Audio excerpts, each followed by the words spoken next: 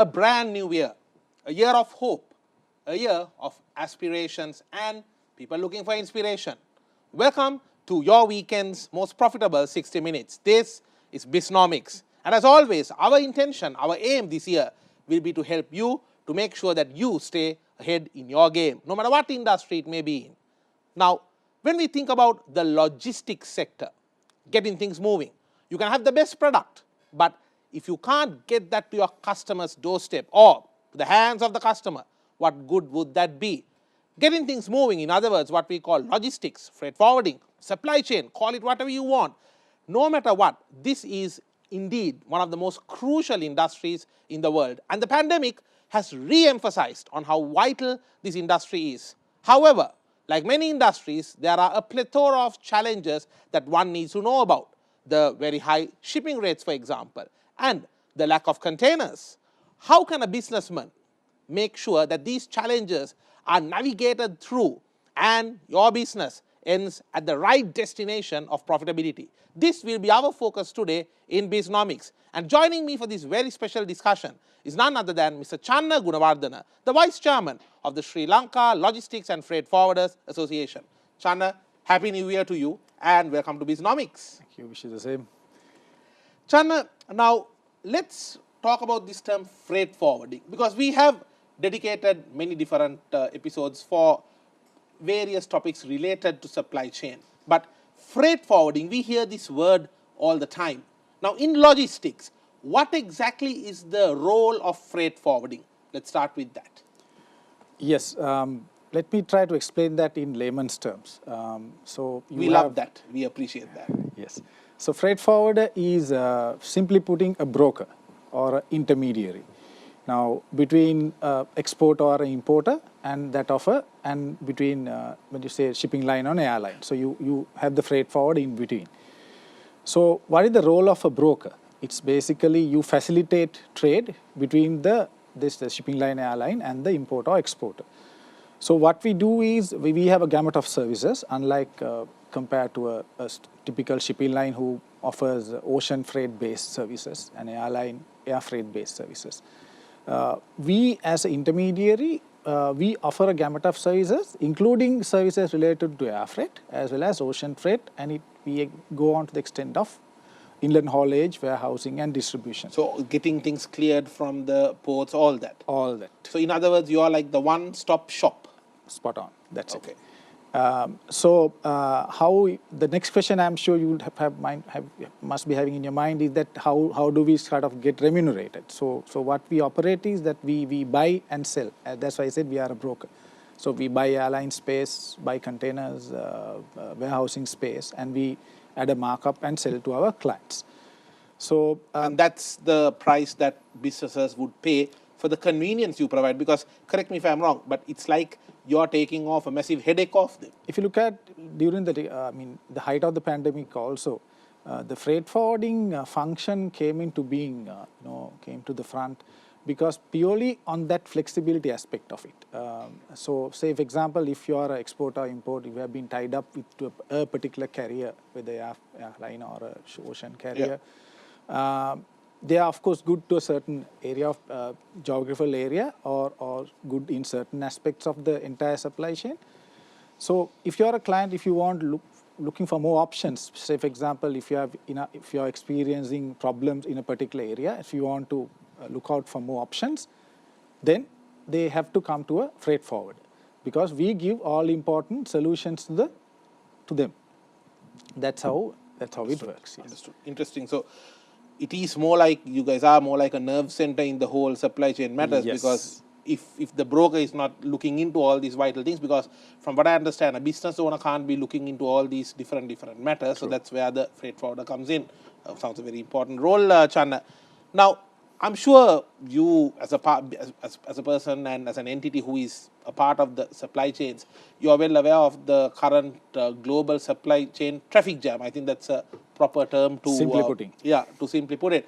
Now, Channa, we do hear that there is a shortage of containers, there is a lack of enough space on ships, and that it's sometimes for months and months and quarters, it's already booked.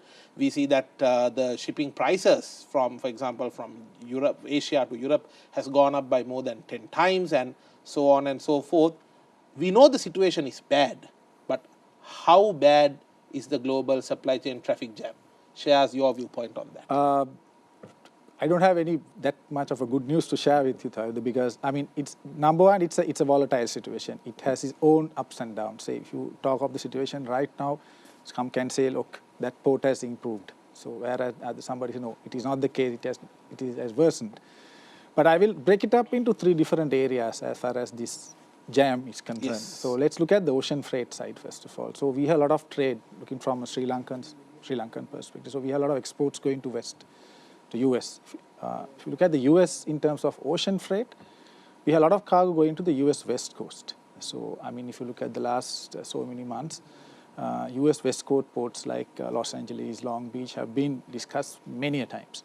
Why? Because that was one sometimes ships have to stay for weeks. Absolutely. And it is the case still, even if you look at ports like Los Angeles, Long Beach, easily 2-3 weeks, sometimes more. So that is where the vessel is idling. So if you look at the East Coast, if you look at export from Sri Lanka, that's another area we have a lot of exports going. Situation was and is somewhat better compared to West Coast of US. So we ports like Savannah, New York, still for all 7 to 10 days backlog.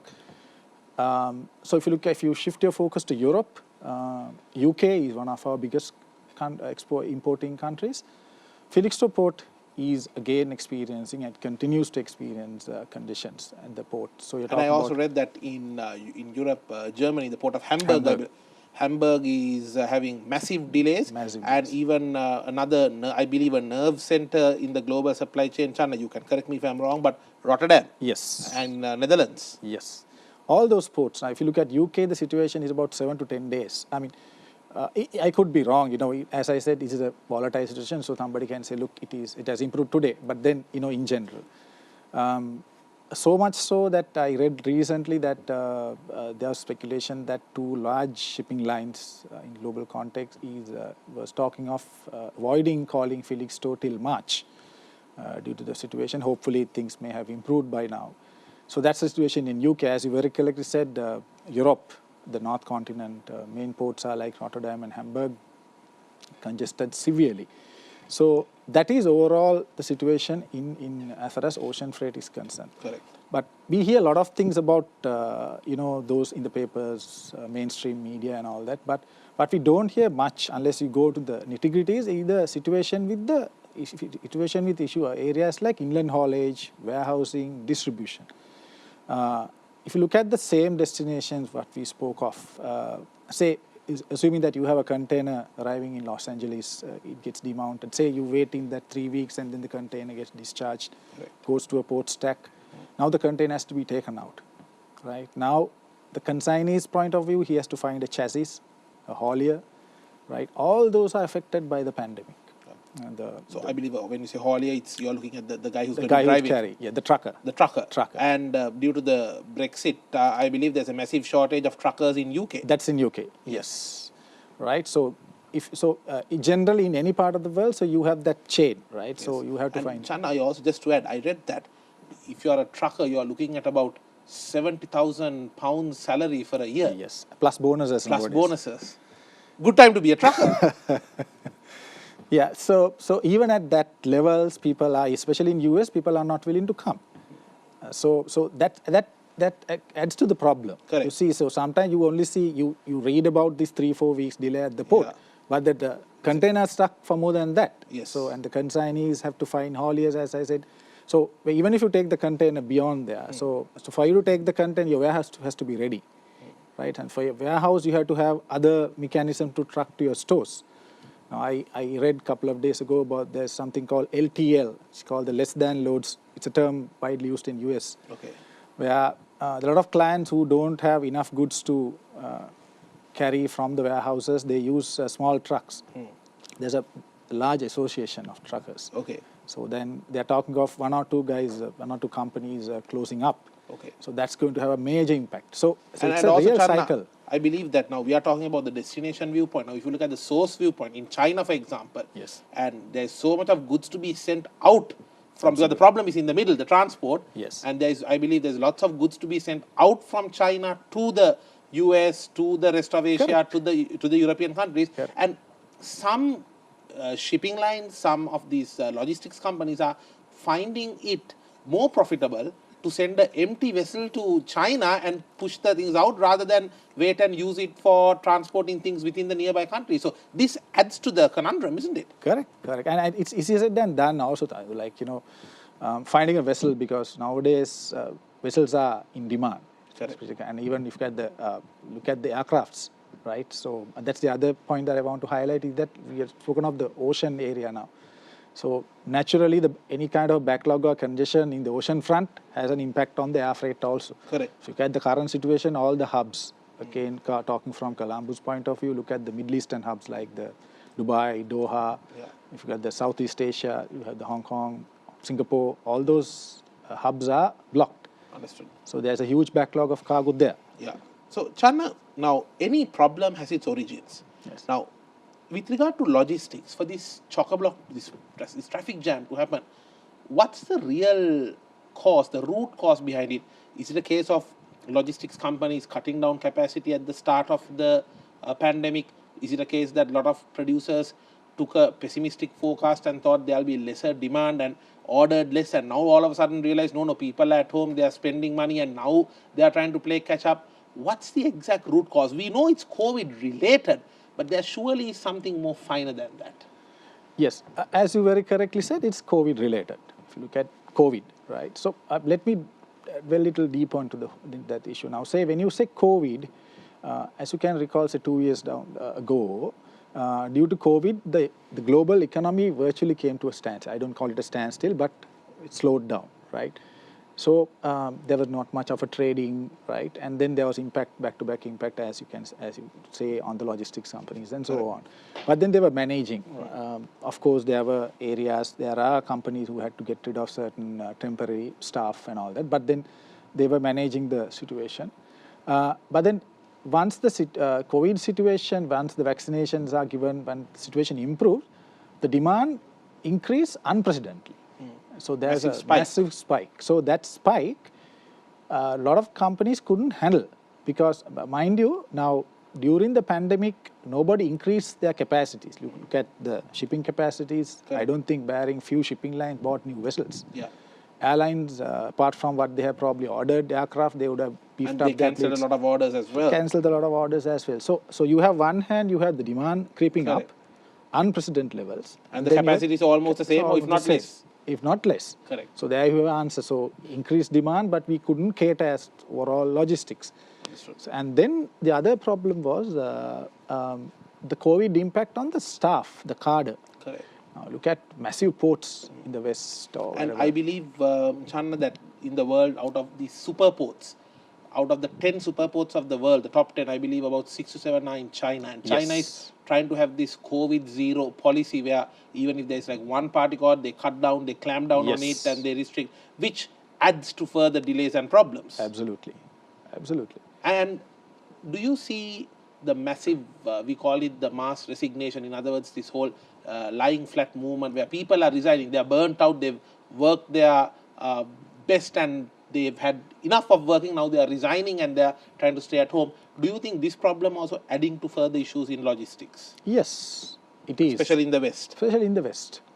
Because now earlier logistics took a beating when there were COVID, at its peak. Correct. Right? So it hits the staff. So people have to send staff home. Some people have to moved out from the industry. So the cadre came down. Then that added up to the backlog of situation, because you don't have people to handle. You can have warehouses and so on. Correct. Then, as you very correctly said, some of these new ways of working, like working from home and all that, has taken toll on some other people. Correct. The great burnout. The great burnout. Yes. So I believe right now, even certain logistics companies are beefing up with staff, but then for them to get on board and get accustomed to systems, it takes time. Understood. And then you're pressurized to handle the peak.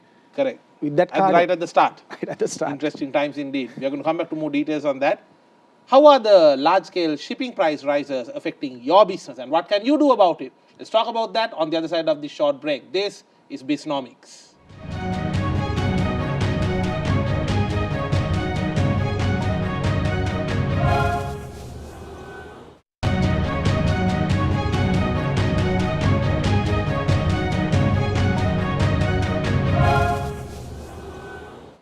Welcome back to Bisnomics, your weekend's most profitable 60 minutes. Our focus is on the current logistics issues around the world and also the role of freight forwarding in the supply chain. And we are in conversation with Channa Gunawardene. Channa, now let's talk about the key issue here, the high shipping prices. Everybody is complaining about it. And I think that everybody thinks that the other party is benefiting out of it without knowing the challenges and the struggles the other party is going through. Because importers, exporters are saying, oh, shipping prices are very high. The shipping companies are, or rather the various logistics related parties are making the money. But when you speak to them, what they're saying is, look, we are having to spike these prices, to raise the prices because of the very heavy level of demand. And you don't know what we are going through. So let's address the real issue here. The current massive spike of shipping prices, like I said, sometimes 10 times around the world. What are your thoughts on this? Basically, what is the impact that you see on businesses due to this, and what can they do about it? Yeah, to answer your first question, as you very correctly said, it's a demand-related situation. Basic economics. And of course, certain cost factors also have gone up due to the pandemic, area that we have discussed previously, and that has an impact on the logistics also, especially an intermediary like ours. Now, we as a freight forwarder, we don't own assets. Of course, certain forwarders have their own fleet of trucks, warehouses, but most of us are asset-light companies. We are predominantly service-related, as I at the beginning explained. We are a broker. Yeah, service of convenience. Service of convenience. So, so we buy and sell. So what happens right now is that, as I said, there is a spike in the demand, and the capacities have not grown to cater to that demand. So you have excess demand going behind, and that capacity we need to manage as the suppliers of airlines, shipping lines, and freight forwarders. So we are trying to manage the demand with that. So naturally, the prices have to go up. Yeah, equilibrium point shifts higher. Absolutely. So then naturally the impact is coming on first to the trader, then or the importer or the exporter, and then of course unfortunately to the consumer. So I agree that the impact is severe on the end user, the people out there in the market who will ultimately be the purchasers. Yeah. Right. So consumer prices have gone up. So unless I see in the short term, unless the capacity is increased, there are signs of that, but not in the short term. Shipping lines are increasing their capacities. Some lines are bringing in new vessels. So there are some shipping lines are talking of deployment shifts where they are going to add more space into high demand areas. Correct. And the airlines but that also correction takes time. Takes time because end of the day you are playing with that number of assets. Say you have X number of ships, you have Y number of aircrafts to play around. So it will take a while. Yeah. And as I think people in the logistics area, we need to be mindful of the fact that we have to be mindful of the long term. And you have to have the customer in mind. Correct. And we have to ensure that whatever the selling that we do, whatever the area that we are involved in, that we strive at a win-win situation. Be ethical about it. Absolutely. And think of the long term, because we survive. Our industry relies on the traders, the importers, the exporters, the people who are doing international trade. Correct. So that's where Channa, it is. how about when it comes to time, very time critical products? It could be certain medicine, it could be some other we see globally, some food items, etc. We have fresh food gets sent, and when there are these delays, there's a very high chance that they can expire and so on. So how is the global supply chain, especially the logistics and the freight forwarding associations and the freight forwarding companies, how are they managing that challenge? Tough question, because on those specialized area, there are specialized providers.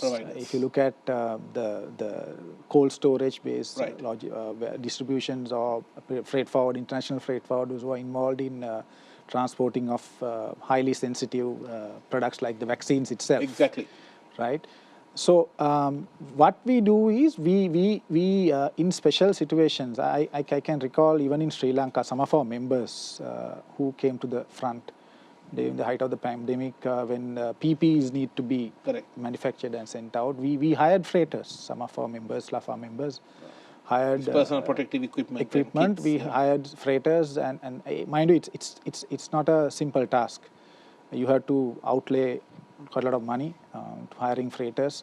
Likewise, even in the West, if you look at the other way around, so logistics companies have come to the front using their skill. So they have now, if you are using a typical, say, to carry pharma or whatever items, if you have been using a passenger aircraft space, so you go out of the way and deploy, you hire aircrafts at a premium cost. Okay. And so that's how companies adjusted during the pandemic, and I think that's how we manage. But that said, say you're handling a reefer container and then that gets stuck at a port awaiting discharge, like what's happening in US. You are basically helpless at that. But then next time around, when you're planning the next consignment, you have to think of a different way. Correct. And I believe that I read a very interesting concept that there are container dump yards where, when people don't claim the container, they just let it be, and companies can come forward, pay a particular fixed amount of money for a container, and then if there's something good inside that container, it's theirs, like a salvation of the container. Yeah, it's an auction. Exactly, the auction, exactly. Yes. And the signs are that the amount of containers that are piling up on some of these container junkyards are also on the rise, Channa. Am I correct? It is. Because when people can't get the container out, and sometimes when it has to be kept in a port for certain, like longer the time, you have to pay more money as well. Yes, port demurrage. So port demurrage. So it doesn't make business sense to get that container after that. Correct. Now we were talking about the COVID-related impact earlier in the industry. Now, if you look at one point, apart from the points that we discussed, see the financial constraints of importers. Say, for example, you have an importer here who brings down 10 containers of valuable stuff, and today you find all of a sudden you don't find money to clear the goods, and it lies in the port. So you getting into auction. Right, so that's a huge problem across the world, especially in developing economies where there are US dollar shortages. Yes. I mean, like here, right? There are equipment lying in the port, so that adds up to the equipment shortages of the shipping lines also. Understood. So that's why they cannot bring the freight down, because your inventory is idling in all over the world. Yes, true. Now, China, once again. I believe we keep coming to China for the simple reason that they are a very important, I believe, a recipient market as well as a sending market as well in the global supply chain. Biggest consumer in the world for many industries and the biggest supplier for many industries as well, Channa. My question is, the 7-week mandatory quarantine on ships, and once again, this all comes down to their focus of having a COVID-0 strategy, or an attempt to have a COVID-0 strategy. And we see them taking much tougher restrictions and stances at the slightest sign of a COVID case being discovered. How does this add to the problem? That's going to have another major impact. But they are not willing to bargain, or they are not willing to step down on that. They are adamantly saying 7 weeks. Yes. If not more. Yes. I hope in coming days things will improve so that they'll get opportunity to think about it again. But I don't have any news to verify that. Correct. So let's assuming that is the case. Yeah, especially with Omicron on the rise everywhere. Yes. So if that is the case, say you have a situation of, say, shipping lines having to change their routes. You see, sometimes for obvious commercial reason, you cannot say you operate a ship and you have to discharge your cargo in China. Right, so if you're getting, and you have to get your crew change. So what they usually will do is that they will change the route, and they will go via another port or whatever, and spend say if a journey is for 7 days, it will end up with 14 days. So what that means, it's longer transit. So that means whoever the party who's going to get his imports is going to get delayed. Then when the ship goes round and round, your cost goes up. The operating cost goes up. Starting with the fuel cost. Definitely. So the fuel cost goes up. So that's added up to the cost of the freight one fine day. Correct. So it all boils down to an impact on the freight cost. And because some of these crew members, and I read that for about 1.5 years, they haven't been able to go home. Yes. They are totally burnt out, and some of them are just waiting to go home and retire from the industry. Because yeah, now imagine that happening, and that having a toll on the card of the shipping line operations. It's like a spiraling, a vertigo of spiraling problems Yes. for the industry, isn't it? Yes. Let's talk about the specific challenges that the freight forwarders are facing right now. Amidst all these, I believe you as a freight forwarder, you have your own nightmares, Channa, right? Yes. And people are not going to listen to that. People are only talking about the inconveniences to the customer. Yeah. So this is your forum, and on behalf of your association as well, do share with us the challenges that the freight forwarders are facing right now. And I also appreciate if you touch upon the elephant in the room and address it, which is lack of dollars, the lack of US dollars and restrictions in paying with dollars. Is that also affecting your trade? Share with us your thoughts. Yes, I think that was the focal point of our association discussions the whole of last couple of months, or even going beyond that. We had we had common stakeholder meetings also. We have met officials, voiced our concerns. So getting into specific areas, first of all, the cash flow, right? See now, so when we earlier, before the pandemic, when we want to handle, say, 5 containers into any of the, say, European ports, say $1,000 per container, you handle 5 containers, $5,000, that's your outlay. Correct. Now it's $14,000 for a container, or maybe $10,000, right? So your cash flow. It has doubled. It has doubled, or more than, sometimes 10 times. So then imagine you had to block that money. And so usually the credit terms are not very, very favorable towards a broker, like a freight forwarder with the shipping line or a airline. So maximum credit is either 15 days, 30 days, or you have to pay upfront. So we pay that, and we get the cargoes going. And the clients also don't pay us that fast, whether you're handling a buyer in the West or handling a shipper in Sri Lanka or importer here. They don't pay on time. Well, majority are. I mean, it is not a case of finding faults with them, but that's a reality. Correct. Right? So your money is tied up. So that's not a problem only that small industries are facing. Everyone is facing that. Absolutely. And then your cash is trapped. There your cash flow, you have issues. Then the second most important thing before getting into the most important area is the defaulters risk. Right? So we as freight forwarders, we handle a various type of clients. Right, and we have been handling, if any given forwarder has his loyal set of customers who have been handling for a long period of time.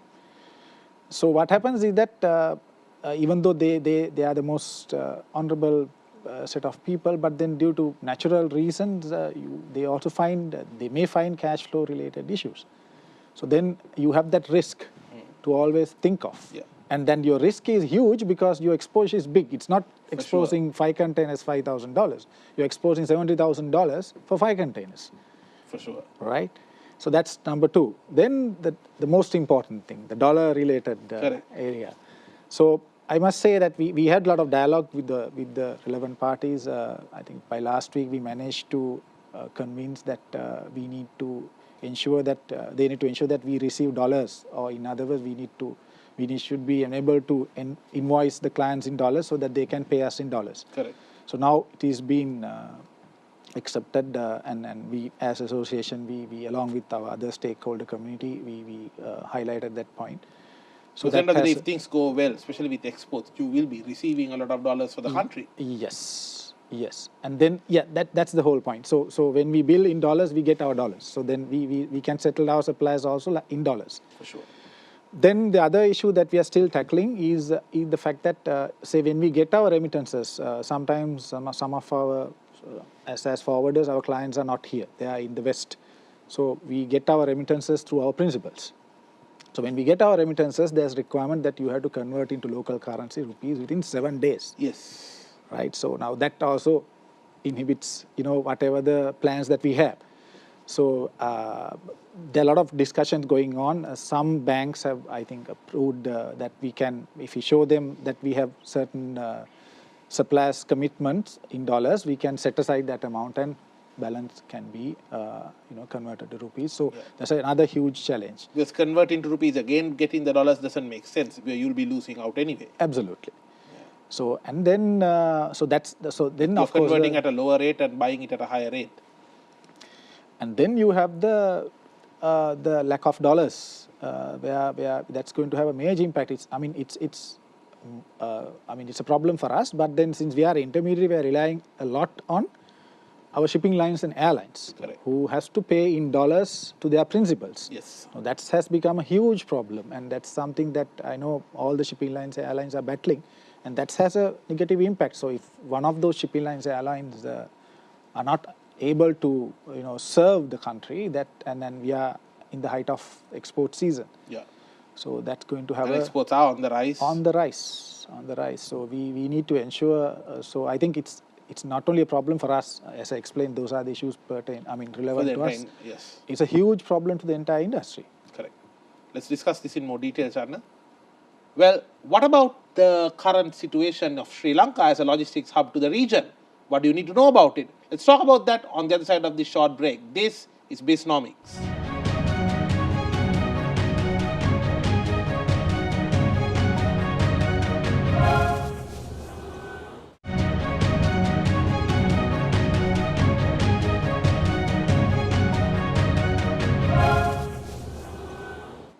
Welcome back to Bisnomics. We are in conversation with Channa Gunawardene regarding the logistics and freight forwarding activities of the supply chain, the impact of it in Sri Lankan economic sense, and also the current challenges.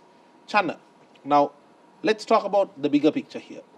The current infrastructure and facilities that the Sri Lankan ports, airports are having, is it adequate for the ambitions of a growing economy? Because we know from the historical ages, we have been a very important center point in the entire global supply chains. But having said that, are we doing enough compared with some of our regional peers, for example, Singapore, Hong Kong, even India for that matter, Kenya? Compared to them, are we doing enough with our facilities, especially to match the growing aspirations of the economy? Yes, when you look at the infrastructure, the first your focus first goes to the terminals of the port, which has been a topic been discussed at various forums for so many years. If you concentrate at the situation right now, we are happy that finally the developments are taking place, or at least plans are. Things are moving as far as the West Terminal and the East Terminal is concerned. So, as at now, I believe the East Terminal is being managed and operated by the government. Yes. And the West Terminal, they've received a foreign investment. Yes. So that's how it is going to progress, right? Of course, within those, there are steps, especially as far as the East Content Terminal, there are areas that need to focus more on to get it really going. Correct. But that said, at least we see some progress. But then it should have happened, as you know, should have happened 2-3 years ago, ideally. Correct. Especially as usual, we are playing catch-up. Catch-up games. So if you look at the economy per se now, so for example, ports' contribution largely came from the transshipments. And as you know, Sri Lanka being a transshipment hub.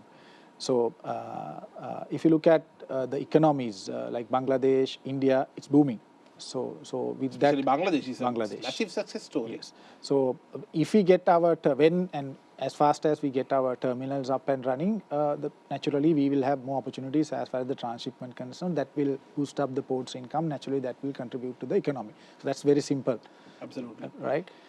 But then what we as forwarders, we are focusing a lot on the other part of it, where, as you said, we have been a hub. So that hub we have heard all over for so many years now. Whether we have done enough on that is a question. Correct. So, and I believe this also is tied up to what we call as the ease of doing business. A lot of things. As freight forwarders, if you're well supported by the banks and the government authorities and so on, if you're well supported, I believe that then you will be able to get the goods moving as quickly as possible. Yes, then we can establish our products, unique products that we sell as freight forwarders. Now, for example, we spoke of the terminals, which is a must development. Yes. But then how about the port infrastructure, other infrastructure, like the warehouses? Warehouses mean where we do consolidation, deconsolidation, multi-country consolidation, entreport businesses, hazardous cargo handling. So there are a lot of scope there for development. So because hub means not only transshipment for full containers, there are a lot of things that you can do within the port using that hub, that given the blessings that we have as a country. So that development is very much needed. So I mean, if you look at our association, we have 136 members and it's counting. Correct. And a lot of them are into basic air freights, ocean freight, as well as consolidation. So we have a lot of peer players who are onto multi-country consolidation. Yeah.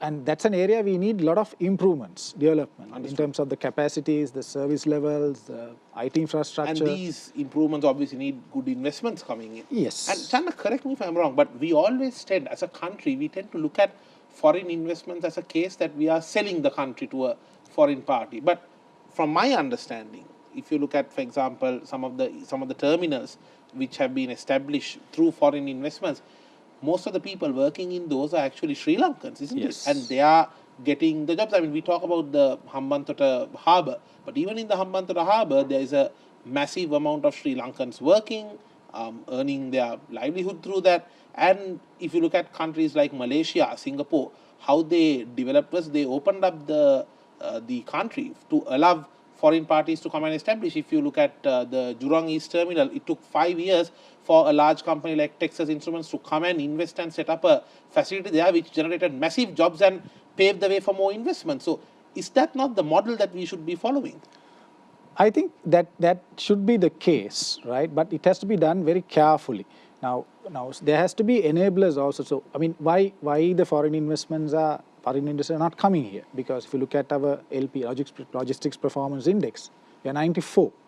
So if you look at the 6 areas or whatever that is related to that, we have a lot to improve. I mean, so for example, without improving those, Well, what would those 6 areas be roughly? Ease of doing business, okay. custom clearance processes, a lot of other things. So that really not related to our inability to attract foreign investments. It's just that there are things that we can do beforehand also, which can, a lot of fine tuning to be done. So that's what we need, that infrastructure in the port. Yes. To be to facilitate those, so that we can be a well-greased machine. Well-greased machine, so that we as freight forwarders can attract. For example, say you are a freight forwarder and you have a multi-country country consolidation operation happening in Port Klang or in Singapore. So you can always position Sri Lanka as a potential MCC hub to your principal, right? So, but then you have to have the right systems, right IT infrastructure in place to do that. And I believe the Ports Authority has a role to play. Yes, and I know they are consciously making a lot of efforts, which should be commended, but that needs to be, sped up. Yeah. Otherwise, we are going to lose this hub. We are already competing, and then correct. Channa, what are the career opportunities in freight forwarding? Because especially for any young student or young professional who is watching this show, who is looking at, okay, look, there seems to be a lot of action happening in the logistics sector, freight forwarding sector. Maybe it's time to make my career move there. What would your advice be to any young graduate or any young student who is planning to finish their studies and move into logistics, or maybe do a career shift from one industry to the logistics and supply chain and freight forwarding sector? Your advice. You're a veteran in this field. You've been there long enough. You've seen it all. What are your thoughts? Yeah. Firstly, it's like in any other industry, it's evolving. So, but rapidly. Then rapidly.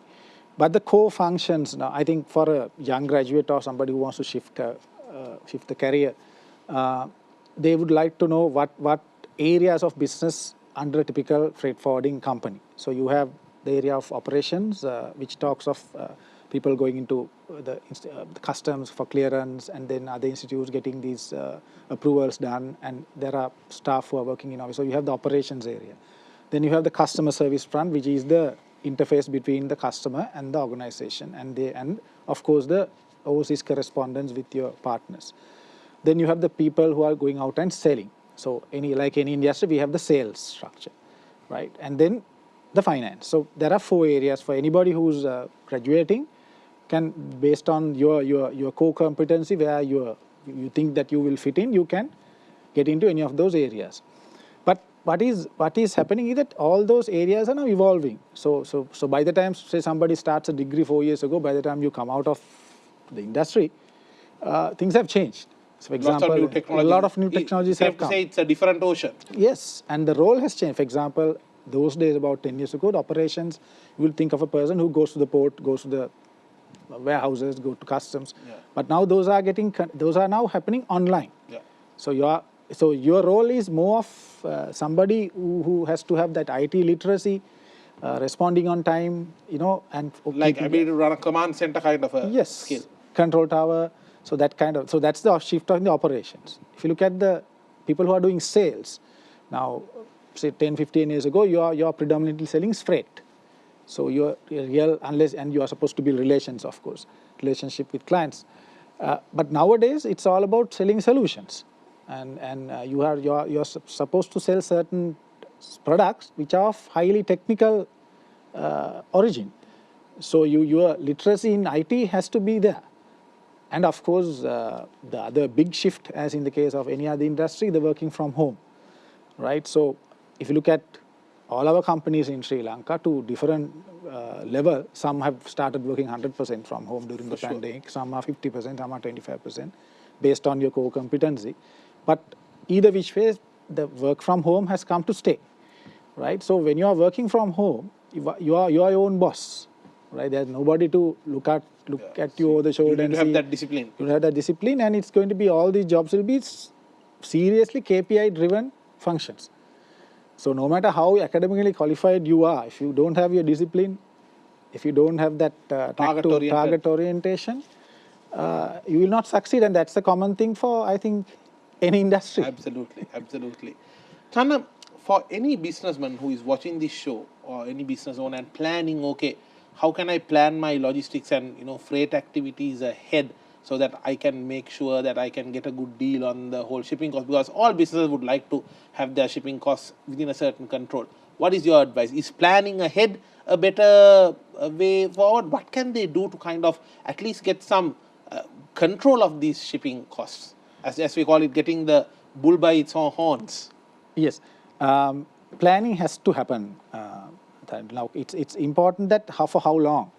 Correct. Now that's the question. Yeah. Right now, with this pandemic, pertinent question. Now we have been, if you look at the industry, traditionally any year you have this peak, like you have the Chinese New Year peak, you have the buying pattern which is coming in January.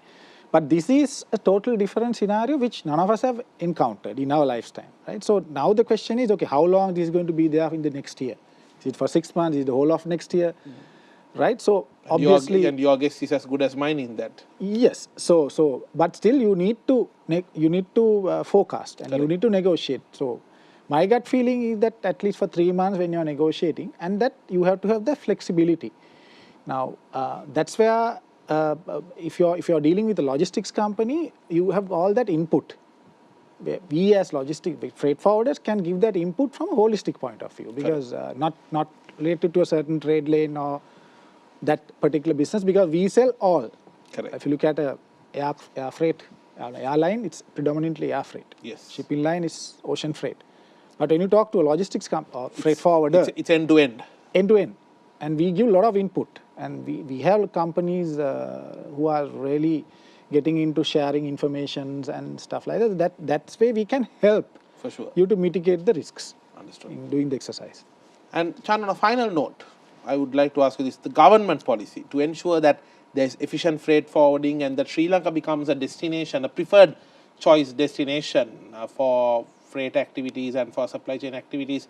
What are the changes of government policy that we need? Because we see year after year, every time, even if there are new governments coming in, Channa, we don't see any major developments in the logistics sector that we would like to see. And we saw some of the recent developments, such as the Express Pearl incident. I mean, I believe more than anything, it's a massive black mark on the logistics sector of this country, because we had a fire for which we had to depend on India to get a boat to come and help us, or rather some of those fire extinguishing vessels to come and help us. I mean, we are aspiring to be a logistics and a maritime hub, etc. We can't even douse a fire which we are having, Channa. Correct me if I'm wrong, but from a layman's point of view, from an outsider's viewpoint, it looks to me as if we are just all these big goals for the logistics sector are just fancy talk and dreams. Yes. Yeah, I mean, part of my answer is there in your question itself, Tarindu. Like, if you look at the policy consistency is a must. first of all you have to establish the right policy, and then you have to stick by it. And not change it every 5 years Not change also. it unless, of course, there's a real requirement From for the you to do so. environment. Exactly, environment, right? So that's number one, right? And of course there are other areas. Say for example, if you look at the world, all the industry, we are talking of artificial intelligence, and that we are in that era. And you draw parallels in Sri Lanka. We don't have a place where we extract data. There's no central place for us to abstract data. So of course we have high level data, like how many containers are being shipped out, how many kilos are being air freighted, which country and all that. But that's not the data that we want, because to identify patterns and all that. So that based on that, the industry can take decisions. For sure. So that is a huge something that is lacking. Now we spoke of the hub situation. Now we have seen this hub predominantly, prominently displayed in different political agendas and all that over the years. Massive billboards, big opening ceremonies. But then again, not consistent, right? So you need to promote that with the right enablers. Now we spoke of the Logistic Performance Index. We are 94. Correct. Right. So what are we doing on that? Right. So getting back to that, so there has to be consistent focus on promoting things like the hub. For sure. Right. And then if you look at the customs ordinance, which I think most of our the industry stakeholders have highlighted, needs an overhaul. Right. There is a focus on it. There is a lot of focus on it. But then we are lagging behind. Correct. So those are the main areas. So policy consistency is something that is, and then otherwise what will happen is, you spoke of the foreign investments, all those, you look at those. None of that will come in here. And then the single window initiative, which is an excellent program, but that's also is going at a snail pace. Why? Because most of these institutes identified are under different ministries. And they have their own technology silos as well, which are not compatible. Yes, and the other important thing overall, when you look at the maritime industry, when you say maritime, not only ocean, including the air freight front of it also, it should be, I firmly believe that it has to be under single ministry. Right, because then the coordination, because sometimes the execution will be faster. Channa Gunawardene, really appreciate you being here with us today and sharing your valuable insights. We spoke about a lot of areas, and I did ask some tough questions, and you did give very insightful answers to them. Thank you so much, and wishing you and the stakeholders of the logistics sector of Sri Lanka all the best to make sure it becomes a year where things get moving fast and Sri Lanka gets recognized as a preferred destination for logistics. All the best for 2022. Thank you, Taidu. Wish you all the best, and thanks for the opportunity given. No matter what business you may be in, logistics is a vital operation, and we hope that these discussions will help you to understand the current situation in the logistics sector and make sure you plan your logistics smartly and make sure that things get moving in a way that your customers and your stakeholders will be benefiting. I'm Taridu Amarasekara, and looking forward for delivering a profitable year to you with the latest market intel and the expert opinion. I'll see you with the next episode. This is Bisnomics.